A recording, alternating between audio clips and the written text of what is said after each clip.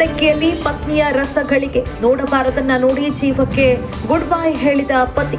ಚಿಕ್ಕಮಗಳೂರು ತಾಲೂಕಿನ ಬ್ಯಾಗದಹಳ್ಳಿಯಲ್ಲಿ ಘಟನೆ.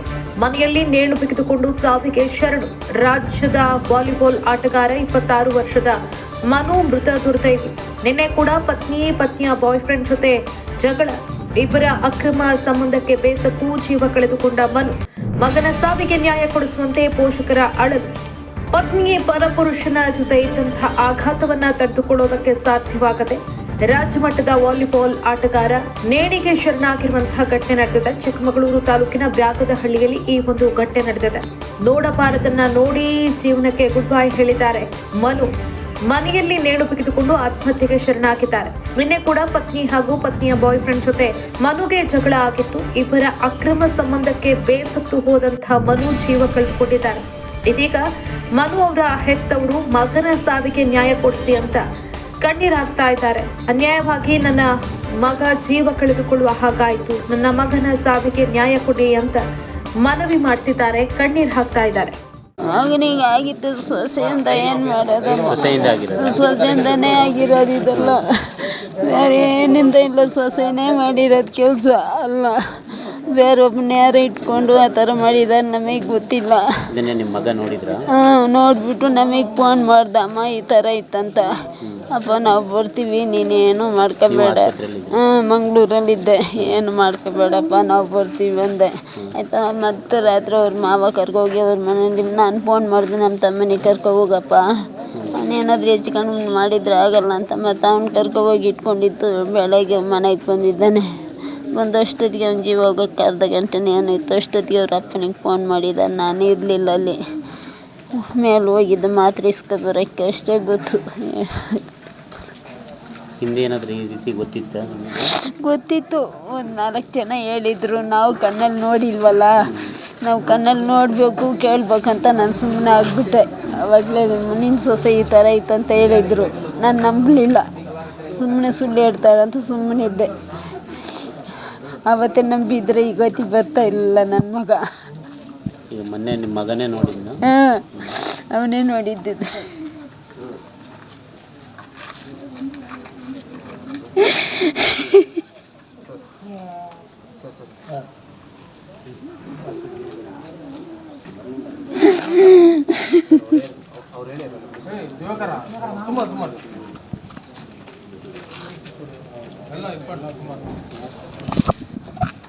ನಾನು ನನ್ನ ಮಗಳ ಥರ ಅವಳ ನೋಡ್ಕೊಂಡಿದ್ದೆ.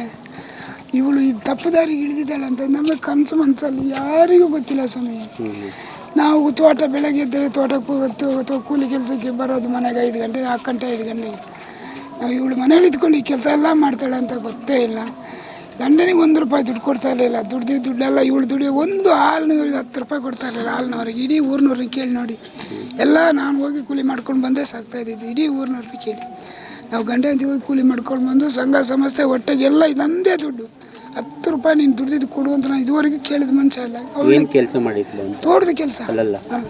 ಬೇರೆಯವ್ರನ್ನ ಇಟ್ಕೊಂಡು ಇದು ಮಾಡಿದ. ಅದನ್ನ ಇವನು ಕಣ್ಣಲ್ಲಿ ನೋಡಿದ್ದಾನೆ. ಡೆಡ್ ಆಗಿ ನೋಡ್ಬಿಟ್ಟು ಅಪ್ಪ ಡೆಡ್ ಆಗಿ ಸಿಕ್ಕಿದ್ರು ಅಂತ ಆಸ್ಪತ್ರೆಯಲ್ಲಿ, ಮನೆ ಹತ್ರನೇ.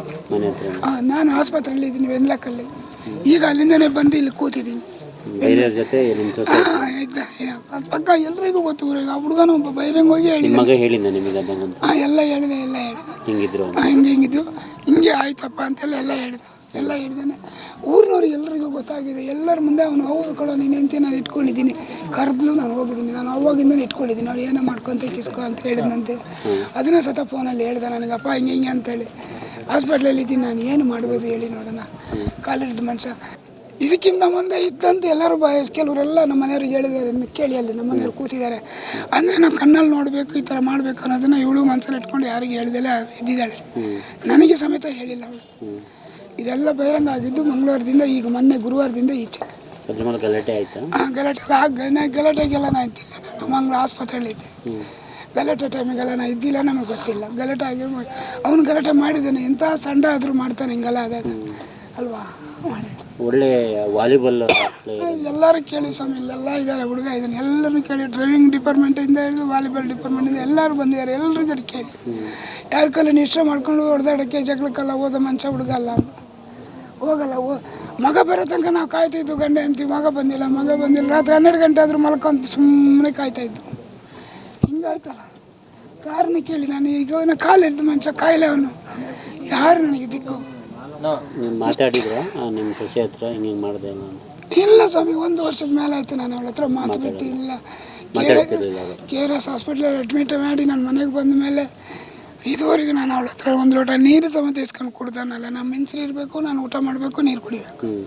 ಅವಳ ಹತ್ರ ಕೇಳೋದು ಇಲ್ಲ, ನಾನು ಕುಡ್ದು ಇಲ್ಲ, ಇಸ್ಕೊಳ್ತಾನೆ ಇರಲಿಲ್ಲ. ಕೇಳಿ ನಮ್ಮ ಮನೆಯವ್ರು ಇಲ್ಲೇ ಇದ್ದಾರೆ, ಕೇಳಿ ಅಲ್ಲಿ ಮಲಗಿದ್ದಾರೆ ನೋಡಿ. ಜೀವ ತಗೊಳ್ತೀನಿ ಅನ್ನೋದು ವಿಚಾರ ಏನಾದರೂ ಇಲ್ಲ ಇಲ್ಲ 11:45ಗೇನೋ ಈ ಫೋನಲ್ಲಿ ಇದೆ ನೋಡಿ ಲಾಸ್ಟು. ನಾನು ಎಲ್ರಿಗೂ ಫೋನ್ ಮಾಡ್ತಾನೆ ಇದ್ದೀನಿ, ಬಿಟ್ಬಿಡಬೇಡಿ ನನ್ನ ಮಗ ಅನಾಥ ಆಗ್ಬಿಡ್ತಾನೆ ಅಂಥೇಳಿ, ಆಯಿತಾ.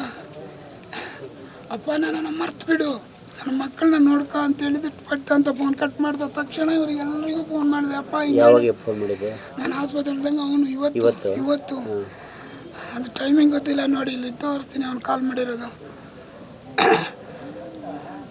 ನಾನು ಗಾಬರಿಯಲ್ಲಿ ನಾವು ಗಂಡ ಅಂತೀ ರಾತ್ರಿ ಎಲ್ಲ ಊಟ ನೀರಿಲ್ದಲೆ ವೆನ್ಲಾಕ್ ಆಸ್ಪತ್ರೆಯಲ್ಲಿದ್ದು. ಅಲ್ಲಿಂದನೇ ಡಿಸ್ಚಾರ್ಜ್ ಮಾಡ್ಕೊಂಬರುವಾಗ 4 ಗಂಟೆಗೆ ಹೊರಗಡೆ ಬಿಟ್ಟರು ನಮ್ಮನ್ನು. ಈ ವಿಚಾರ ಗೊತ್ತಾದ್ಮೇಲೆ ಡಿಸ್ಚಾರ್ಜ್ ಮಾಡ್ಕೊಂಡು? ಹೌದು. ಹಂಗಾಗಿ ಎಲ್ಲ ಡಾಕ್ಟ್ರಿಗೆ ನರ್ಸ್ ಅವ್ರಿಗೆಲ್ಲರಿಗೂ ಹೇಳಿ ಕಾಲಲ್ಲಿ ಬಿದ್ದಿಲ್ಲ ಡಾಕ್ಟ್ರಿಗೆ, ನಾವು ನಮ್ಮನ್ನು ಕಳಿಸಲ್ಲ, ನಿಮ್ಮನ್ನು ನಾವು ಕಳಿಸಿದ್ರೆ ನಾವು ಒಳಗೆ ಹೋಗ್ಬೇಕು, ಆಪ್ರೇಷನ್ ಸೋಮವಾರ ಬೆಳಗ್ಗೆ 10 ಗಂಟೆಗೆ ಆಪ್ರೇಷನ್ ಅಂತ ಹೇಳಿದರು. ಇಲ್ಲ ನನ್ನ ಮಗ ಹಿಂಗೆ ಆಗಿದ್ದಾನೆ, ನನ್ನ ಕಳಿಸ್ಕೊಡಿ ಅಂತ ಅವ್ರ ಕಾಲಲ್ಲಿ ಬೆಳಗ್ಗೆ ಹೋಗಿ ಇಬ್ಬರು ಗಂಡ ಹೆಂಡತಿ ಆಮೇಲೆ ಇದು ಮಾಡಿ ಕಳಿಸ್ಕೊಟ್ರು 4 ಗಂಟೆಗೆ. ಆಂಬುಲೆನ್ಸ್ ಅಲ್ಲಿಂದನೇ ಮಾಡ್ಕೊಂಡು ಬಂದು ಇಲ್ಲಿ ಇಳಿದೆ. ಬಟ್ ಅದನ್ನು ನಿಮ್ಮ ಹತ್ರ ಕ್ಲಿಯರಾಗಿ ಹೇಳಿದಾರಾ ಏನಂತ? ಅವರಿಬ್ಬರ ಜೊತೆಲಿದ್ರು ಅಂತ ಏನಂತ ಹೇಳಿದ್ರು? ಅವನು ಹೌದಂತ, ಇಂಥವನೇ ಹೌದಪ್ಪ ಅಂತ ಹೇಳಿದೆ ನೋಡಿ. ಇದೇ ನಂಬರ್ ನೋಡಿ, ಎಷ್ಟು ಗಂಟೆಯಲ್ಲಿ ಸುಮಾರು ಕಾಲ್ ಮಾಡಿ 12 ಗಂಟೆಯಲ್ಲಿ. ಇದೇ ಲಾಸ್ಟ್ ಕಾಲ್, ಇದೇ ಲಾಸ್ಟ್ ಕಾಲ್. ನನ್ನ ಮರ್ತು ಬಿಡಿ, ನನ್ನ ಮಕ್ಕಳನ್ನ ನೋಡ್ಕೊಳ್ಳಿ ಅಪ್ಪ, ನಿಮ್ಮ ಆರೋಗ್ಯ ನೋಡ್ಕೊಳ್ಳಿ ಅಂತ ಅಷ್ಟೇ ಪಟ್ಟಂತ ಕಟ್ ಮಾಡಿದೆ. ನೀವು ವಾಪಸ್ ಕಾಲ್ ಮಾಡಿದ್ರಾ? ಕಾಲ್ ಮಾಡಿದ್ರೆ ಸ್ವಿಚ್ ಆಫ್, ಮತ್ತು ಇನ್ನೊಂದು ನಂಬರ್ ಇತ್ತು, ಅದು ಫೋನ್ ಸರಿ ಆದಮೇಲೆ ಅದು ಹೊಡೆದಾಕಿದ್ದಂತೆ ಮೊನ್ನೆ ಗಲಾಟೆ ಮಾಡಿಕೊಂಡು. ಆ ಫೋನಿಗೆ ಮಾಡಿದೆ, ರಿಂಗ್ ಆಯಿತು, ಫೋನ್ ತೆಗಿಲಿಲ್ಲ. ಮತ್ತೆ ಹೇಳಿದೆ ನೋಡಿ ರಿಂಗ್ ಆಗ್ತಾಯಿದೆ, ಫೋನ್ ತೆಗಿತಲ್ಲ, ನೋಡಿ ಅಂತೇಳಿ ಎಲ್ರಿಗೂ ಹೇಳ್ತಾನೆ ಇದ್ದೆ ಫೋನ್ ಮಾಡಿ.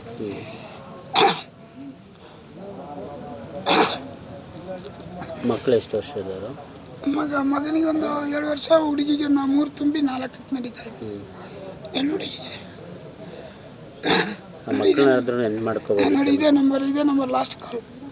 ಇದರಲ್ಲಿ ಫಸ್ಟ್ ಟ್ರೈ ಮಾಡಿದೆ, ಇಲ್ಲ ಮತ್ತೆ ಈ ನಂಬರಿಂದನೇ ಮಾಡ್ದೆ, ಇದೆಲ್ಲ ಲಾಸ್ಟ್ ಕಾಲ್ ಮಾಡಿ ಕಟ್ ಮಾಡಿದೆ. ಫೋನ್ ರಿಂಗ್ ಆಯಿತು. ಮಕ್ಕಳ ವಿಚಾರ ಏನು ಹೇಳಿಲ್ಲ? ಅದೇ ನನ್ನನ್ನು ನೋಡ್ಕೊಳ್ಳೋಕೆ ಕೇಳಿ ಕೈ ಬಿಟ್ಟ ಅಷ್ಟೇ ಲಾಸ್ಟ್. ಮಕ್ಕಳನ್ನ ನೋಡ್ಕೊಳ್ಳಿ, ನಿಮ್ಮ ಆರೋಗ್ಯ ನೋಡ್ಕೊಳ್ಳಿಪ್ಪ, ನನ್ನನ್ನು ಮರ್ತು ಬಿಡಿ ಅಂತ ಅಷ್ಟೇ, ಒಂದೇ ಮಾತು. ಅಂದರೆ ಈ ಸಾವಿಗೆ ನಿಮ್ಮ ಸೊಸೆನೇ ಹೊಣೆನಾ? ಖಂಡಿತ, 100ಕ್ಕೆ 100 ಸತ್ಯ. ಏನು ಹೆಸರು ಅವ್ರದ್ದು? ಅರುಣಿ ಅಂತ. ಅರುಣಿ 100ಕ್ಕೆ 100 ಅವಳೆ, 100ಕ್ಕೆ 100 ಅವಳೆ. ನನ್ನ ಕಾಲಿಲ್ದವನ್ನ ಅನಾಥ ಮಾಡಿ ಭಿಕ್ಷೆ ತಾಕ್ಬಿಟ್ಟು ಹೋಗ್ಬಿಟ್ನಲ್ಲ. ಈಗ ಏನಾಗಬೇಕಂತ ಕೇಳ್ಕೊಂತಿದ್ದೀವಿ?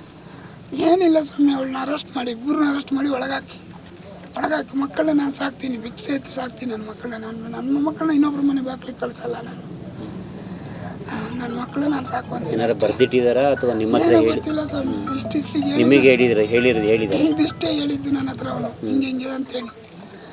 ಗಲಾಟೆ ಟೈಮಿಗೂ ನಾನು ಇಲ್ಲಿಲ್ಲ, ನಾನು ಆಸ್ಪತ್ರೆಯಲ್ಲಿ ಇದ್ದೀನಿ, ಆಯ್ತಾ.